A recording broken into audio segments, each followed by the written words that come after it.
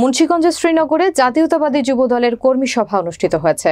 বিস্তারিত থাকছে শ্রীনগর প্রতিনিধি এম এ কামাজ ভান্ডারীর তথ্যচিত্রে। শনিবার বিকেল 4টায় উপজেলার 16ঘর ইউনিয়ন পরিষদ সংলগ্ন মাঠে ইউনিয়ন যুব দলের আয়োজনে এই কর্মী সভা অনুষ্ঠিত হয়।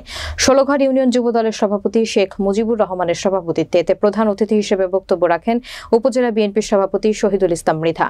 বিশেষ অতিথি হিসেবে বক্তব্য রাখেন উপজেলা বিএনপির সাধারণ সম্পাদক হাফিজুল ইসলাম খান।